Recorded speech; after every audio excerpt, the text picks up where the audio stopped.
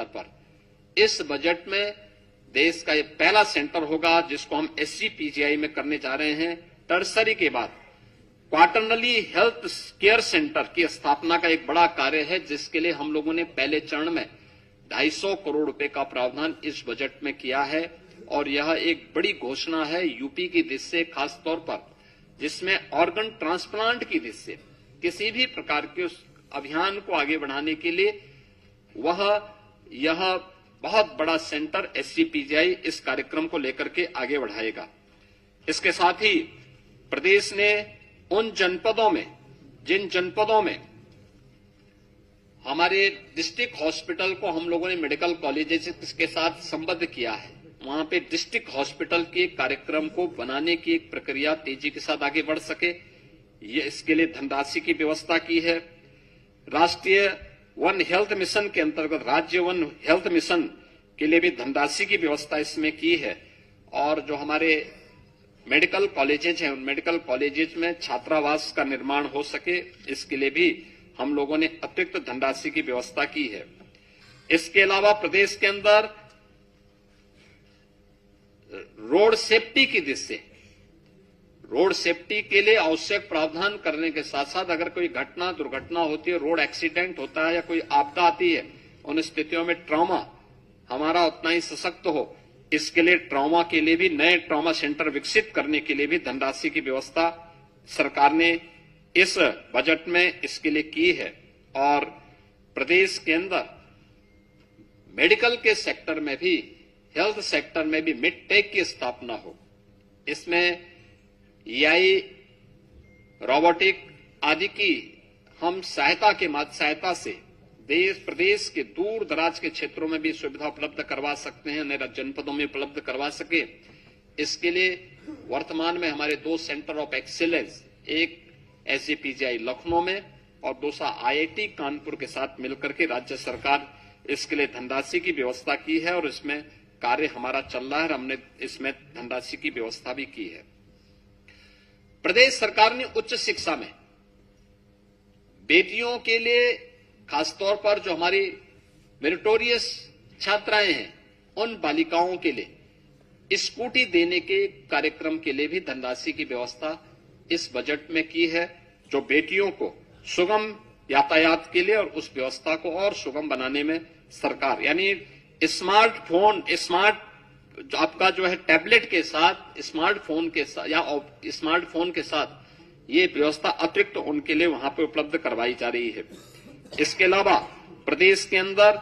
हम लोगों ने दिव्यांगजन कल्याण के अंतर्गत स्कूल में या कोई ट्रेनिंग ले रही दिव्यांग छात्रा के लिए ट्राईसाइकिल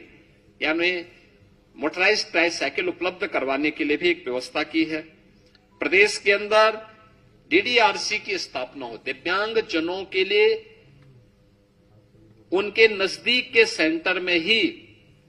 कृत्रिम अंग उपकरण वितरण के लिए स्क्रीनिंग और उपकरण वितरण हो सके, उनको ये सुविधा उपलब्ध हो सके, इसके लिए बजट में इसका प्रावधान किया गया है। 3 से 7 वर्ष के दिव्यांग बच्चों के लिए शिक्षण प्रशिक्षण के लिए डे केयर सेंटर की स्थापना के लिए भी धनराशि की व्यवस्था की गई है। और अन्य जनपदों की दृष्टि से, खासतौर पर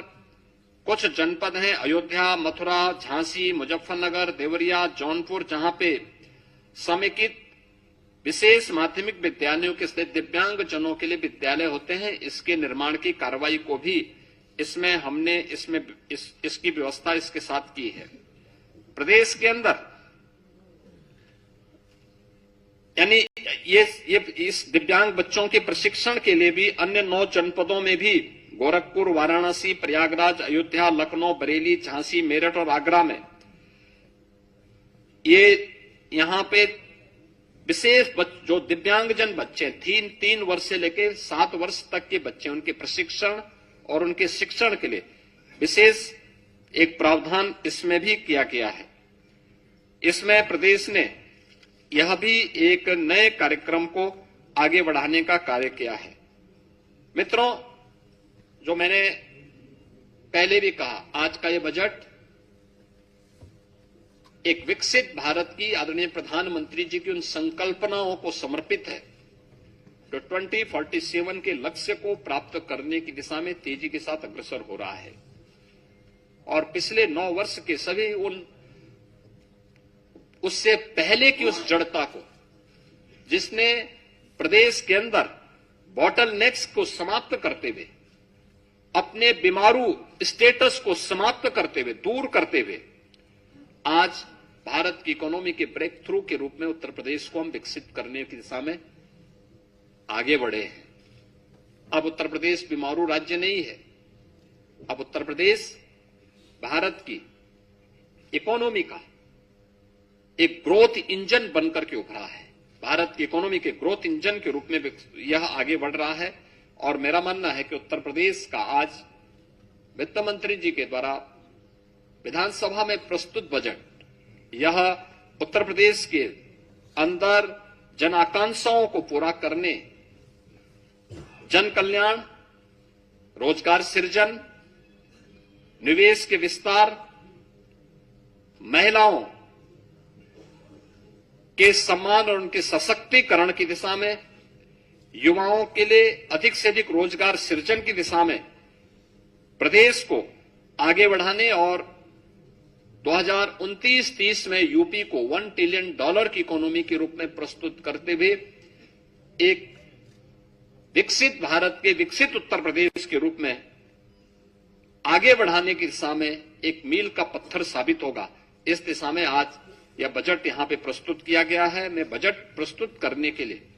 वित्त मंत्री जी को, अपर मुख्य सचिव वित्त और उनकी पूरी टीम को हृदय से बधाई देता हूं। अपने सभी दोनों वरिष्ठ सहयोगियों, उप मुख्यमंत्री श्री केशव प्रसाद मौर्य जी को, श्री ब्रजेश पाठक जी को, मंत्रिमंडल के अपने सभी सहयोगियों को और सभी उन अधिकारियों को भी धन्यवाद दूंगा जिन्होंने मेहनत से उत्तर प्रदेश के 2026-27 के इस बजट को बनाने और अपना सकारात्मक योगदान से उत्तर प्रदेश के इस परसेप्शन को बदलने में उन्होंने एक नई उस भूमिका को प्रस्तुत किया है कि सिस्टम वही है लेकिन लीडरशिप बदलती है, कैसे चेंज आता है, वह चेंज आज यहां पर इस बजट के माध्यम से देखने को मिल रहा है। अब उत्तर प्रदेश 9,12,000 करोड़ रुपए के अपने इस बजट को प्रस्तुत करते हुए गौरवान्वित महसूस कर रहा है। मैं इसके लिए पूरे प्रदेश वासियों को हृदय से बधाई देता हूं, अपनी मंगल में शुभकामनाएं देता हूं और वित्त मंत्री जी और उनकी पूरी टीम को इस दूरदर्शी जन आकांक्षाओं की पूर्ति करने वाले युवा, महिला, अन्नदाता और गरीब को ध्यान में रख करके बनाए जाने वाले इस बजट के लिए बहुत बहुत बधाई देता हूं, अपनी मंगल में शुभकामनाएं देता हूं। धन्यवाद। मुख्यमंत्री जी उत्तर प्रदेश में असाध्य रोगों से हर वर्ष लाखों लोगों की मौत होती है। हालांकि आप अपनी झोली खोल देते हैं, लेकिन क्या बजट में ऐसा कोई प्रावधान होना चाहिए ताकि तकरीबन 20,000 या 10,000 करोड़ रुपए उन असाध्य रोगों के इलाज के लिए खर्च किए जाएं? हालांकि मेडिकल का बजट आपने बढ़ाया। देखिए, पहले से व्यवस्था है, पहले से है। मैंने कहा ना कि उत्तर प्रदेश में बल्कि देश में स्वास्थ्य के लिए जो पहले व्यवस्था थी, 2019 में प्रधानमंत्री जी ने देशवासियों को प्रधानमंत्री जन आरोग्य योजना के अंतर्गत जोड़ने का काम किया था। 50 करोड़ लोग पूरे देश के अंदर जुड़े थे और उत्तर प्रदेश के अंदर भी एक बड़ी आबादी आयुष्मान भारत के साथ जुड़ी थी। इसके साथ ही उत्तर प्रदेश में जो लोग उससे वंचित थे लेकिन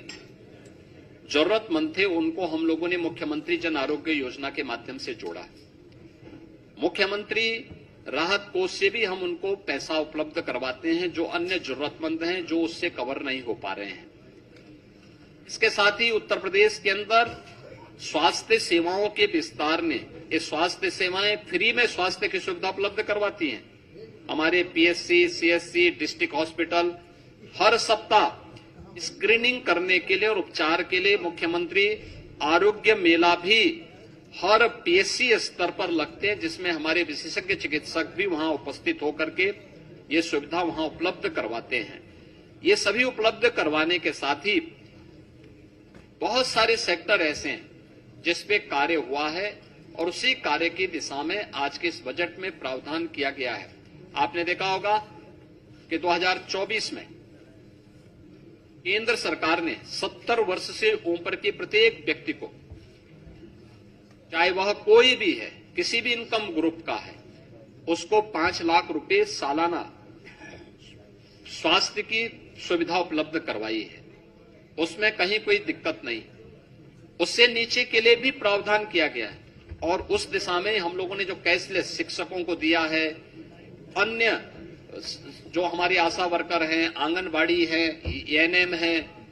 शिक्षा मित्र हैं, अनुदेशक हैं, इन सबको भी हम लोग उसके साथ जोड़ने जा रहे हैं। हाँ, ये सभी उसके साथ जुड़ चुकी हैं।